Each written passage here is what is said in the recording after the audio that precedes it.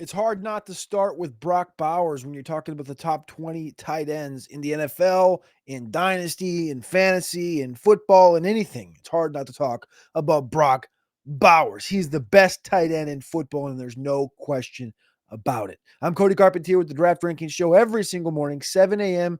Eastern Time on podcast and on YouTube. If you're on podcast, please do me a favor, leave a 5-star review. If you're on YouTube, do me a favor, click that subscribe button. Turn the bells on. Get a notification every time a show drops here on the channel. I appreciate it. I love y'all. Appreciate y'all every single morning for tapping in. Let's jump into these top 20 tight ends. So we're going to talk about today in less than 10 minutes, every single day, 7 a.m. Eastern Time. Brock Bowers comes in at number 1. He's the best tight end in football. I'm having a conversation with a buddy the other day. We're standing around the grill talking about football. He goes, I think and he's an Arizona Cardinal fan. He goes, man, I think we got the best tight end in football. And I go, whoa, whoa, whoa, whoa, whoa, whoa, whoa. I love me some Trey McBride. Best tight end in football is not a question right now. That is 100% Mr. Brock Bowers. He goes, oh, you're right, Dave. Outside of Brock Bowers, Trey McBride's the best. And I said, okay, I'll give you this. This is facts. I said, I'm going to do a show tomorrow talking about this. I said, but Trey McBride is going to be my number 2 because I think Trey McBride's the best pass catcher in Arizona. A lot of people will tell you it's Marvin Harrison Jr. Marvin Harrison Jr. is a very good receiver. Trey McBride is a target hog of a tight end, a guy that is built after a George Kittle. This is a new generation at the tight end position of these guys that we've got a new wave. The old wave was Travis Kelce and actually, kind of started with Gronkowski. It was Rob Gronkowski, Travis Kelce, George Kittle, Mark Andrews, Evan Ingram was in there. You know the names. Zach Ertz. You knew the names. Now those guys are all hitting 30. I think Andrews is the youngest. He's 29. Everyone's in their 30s. This next wave, though, is these kind of sort of, really the top 4 guys. But there's also a bevy of guys, like Kyle Pitts and Dalton Kincaid, who we'll talk about. But it's a new wave, and the wave is being led by Brock Bowers at Las Vegas. He's the top tight end in football. Trey McBride in Arizona, who's coming off a 1,000-yard season, 100 catches again. He's the number 2 tight end in football. Sam Laporta. It's hard not to have a conversation about tight end and bring up Sam Laporta. I know a lot of people are annoyed by Sam Laporta's output this past season after how prolific he was as a rookie with 120 targets and almost 900 yards. Sam Laporta is the 3rd best tight end in football right now, age 25.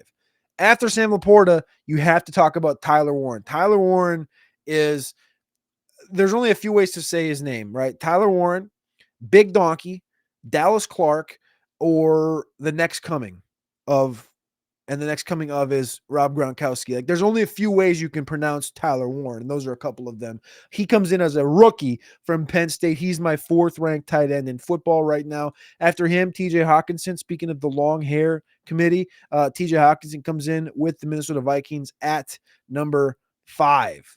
After TJ Hawkinson, we go to David Njoku, the freak athlete, once time out of Miami. He's obviously in Cleveland now. George Kittle, San Francisco 49ers tight end. I still have him up here. I got him at number 7 at 32 years old, just a notch ahead of another rookie, Colston Loveland from Michigan. This is a guy that I think Daniel Jeremiah says at best. He says there's 2 archetypes at tight end. You have the Gronkowski archetype, the big lumbering guys that play in line, and you have the move tight ends like the Kelce's of the world that fit more in the Colston Loveland conversation for this rookie class. It's Tyler Warren, it's Colston Loveland, and those are potentially our future guys here. He's coming out of Michigan, projected to be a 1st-round pick. Kyle Pitts, prolific rookie season at Atlanta, but he's tapered off since then. He's not a big touchdown guy, and people are annoyed with him. He's rumored to be on the trade block right now with the Atlanta Falcons. He comes in number 9 overall. Dalton Kincaid, another tight end that a lot of people loved coming out of Utah. This guy is already 26 years old. He's a move tight end. He's going to be playing in the slot a lot, 50-60% of the time up there in Buffalo. But he fits in the same thing, like this new age of tight end, these more athletic guys, these Bowers types, these Kincaids, Colston Lovelands, Jonnu Smith, who's next on this list right after Tucker Kraft. Tucker Kraft is number 11. Jonnu Smith is 12. The move tight end is what I'm talking about here when I talk about Jonnu Smith. After that, we go to the old guys. Mark Andrews, he pops in here at number 13 overall, still with Baltimore. I think he's going to be traded before the season begins, though. We'll see what happens with Mark Andrews because he's got a couple of studs behind him in Isaiah Likely and Charlie Kohler. Mason Taylor, rookie from LSU, comes in here. He is the son of the great Jason Taylor, who played edge for the Miami Dolphins. He's the nephew of Zach Thomas, who played linebacker for the Dolphins. Mason Taylor is going to be the third rookie tight end drafted in the 2025 NFL draft. After that, we go Isaiah Likely at 15. And finally, people are probably asking in the chat, in the comments, what about Travis Kelce? Well, Travis Kelce's 36 years old, and I'm not sure if there's more than a year or two left in Travis Kelce's tank. This past year kind of showed how much he slowed down. I think we'll get a rejuvenized Travis to begin this next year, but I'm not sure what quite is left. I think you go with the younger pieces that I've talked about already in Jonnu and Mason Taylor and the Pittses and the Kincaids. I think I lean more in that direction. 17 is rookie Elijah Arroyo from Miami. Big freak show. He's a guy that came in 20 pounds heavier than we thought he was going to be. He showed a lot more in the tool bag than what we've seen in 3 years at Miami. He showed a lot more at the Senior Bowl than what we've seen. So I'm interested to see where Elijah Arroyo ends up.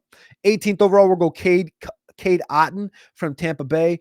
He's in Tampa Bay from Washington. Cade Otton's a stud. He kind of burst onto the scene this past year and showed his worth once we had injuries occur to Chris Godwin and Mike Evans missed a little bit of time. Cade Otton became like a pseudo super target at times for Tampa Bay. He finished the season out with 600 yards, 4 touchdowns, did Cade Otton. 19th overall, we'll go Evan Ingram, the vet who was in Jacksonville, spent some time with the New York Giants. That's where he was drafted in the first round.